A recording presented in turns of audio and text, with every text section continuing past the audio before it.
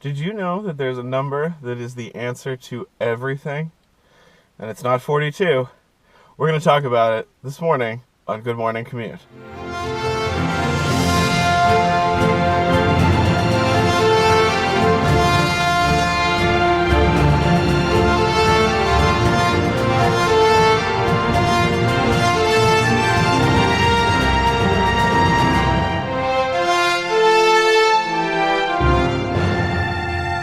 In a lot of these videos, you're going to see a lot of cuts. This one, I don't think there will be many cuts because this is something that I'm so excited about and so passionate about that I probably won't need to edit out basically anything that I'm saying unless I have to stop for gas or something like that. So there's a number that is the answer to everything. Let's start from the beginning. How can that be possible? Well, it's not actually the number itself that knows everything, but it's a manipulation of the number that can know everything. But not only that, it knows everything that's right and everything that's wrong, everything that's happened, everything that will happen and won't happen. The way that this is possible is by a non-repeating infinite number. Now, we're going to use pi. So how do we get the information that's in pi into something that is tangible and understandable? There's a thought experiment that Plato did called the Library of Babel, and that's what we're going to take as our example today. In this thought experiment, there was a library that had an infinite number of books with every letter combination, punctuation combination that you could ever conceive of, and it went on and on and on, and it had these sort of concentric circular chambers in it. And it went on, and nobody could ever get to the end of it in their lifetime. Obviously, if it's infinite, nothing could ever get to the end of it ever. And so what we're going to do today is we're going to take pi, and we're going to translate that from numbers into letters, and we're going to print an infinite number of books, and we're going to put those in the Library of Babel.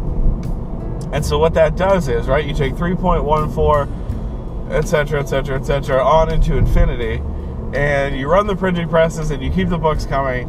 Now, what's going to happen is you're going to get a lot of nothing at first, right? So we've translated numbers into letters. So let's say 1 is A, 2 is B, and I actually do have to get some gas. And so we're going to do that, and we'll be right back.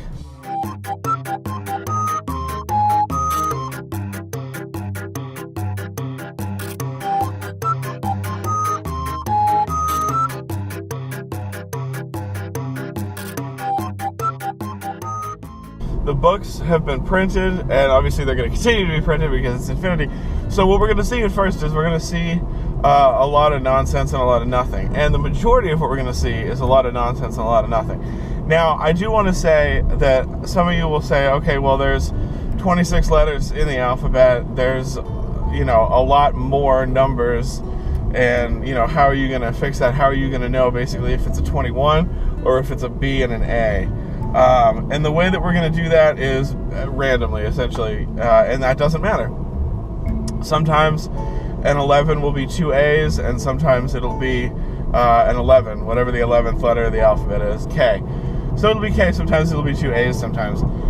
And it honestly doesn't matter, because the beauty of this is the infinity of it, right? So if it never ends, and we randomly pick where we want to assign things, it doesn't matter. In the end, we're going to get the same exact result. So we start combing through the library, and we start finding certain things that make sense. Maybe there's a sentence here or there.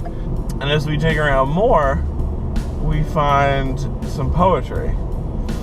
And, we Google it, and we see, okay, this is an Emily Dickinson or a Robert Frost or Longfellow, one of my favorites. And we say, well, that's pretty cool. This infinitely repeating random set of numbers has, somehow recreated just by chance, just by sheer volume of the numbers, has created this amazing poetry that we've seen, and it's recognizable. And then we find some poetry that we've never seen before, that hasn't ever been written before, and yet here it is. And again, that's because of the beauty of the numbers. But this is poetry that may have never been written in the past and will never be written outside of this book in the future. And yet here it is. Maybe this is a poem that somebody thought about writing. It's in a draft somewhere. Or maybe it's not. And this is where it gets real interesting. When you take a number out all the way to infinity, there's literally, at that point, zero chance that if you do the experiment we're doing and if you translate it into letters, that you won't get every single book that's ever been written will be written. Poetry, same thing. Scripts for plays, scripts for movies. Now here's where it gets creepy. You'll also get every single thought that's ever been thought by every person that ever existed or will exist. Right? So take a second, wrap your minds around that. In this library of our imagination, somewhere is everything that we've just talked about. Now, if that's not fascinating, I don't know what is. But let's take it up a little bit more. Right? Let's take it up. Let's scale all this up to the universe. Or a multiverse, for example. Scaling it up to the universe. Let's talk about that. So, in the theory that the universe is expanding, the universe itself isn't infinite.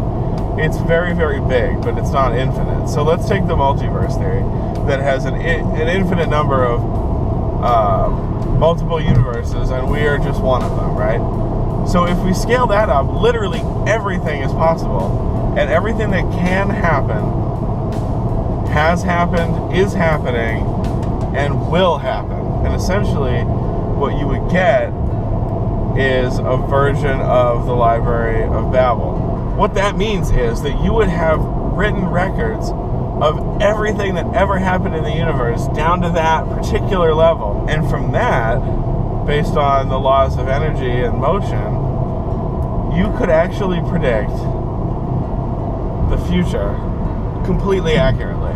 So as we get ready to pull into my office, I just have to say, I hope this episode was exciting for you. I know it was exciting for me. It's exciting to think about these types of things. I'm not a math person. I'm a science person. On the surface, I guess, I'm one of those people that enjoys hearing about science, but I've never been into a lab myself. But this is just one of those things that it takes something you think you know, right? We've heard a lot about pi, and we think about numbers and infinity and this and that. But I think it really scales up the idea of what infinity really is by conducting a thought experiment like this. So thank you for coming along for the ride again, literally and figuratively. I'm just arriving now, and so again, thank you. If you've enjoyed this episode, I'd appreciate a like or a comment or both, or a subscription. They help out a lot getting the show out there and letting folks be able to watch it and search for it more easily. So thank you. This has been another Good Morning Commute, and I will see you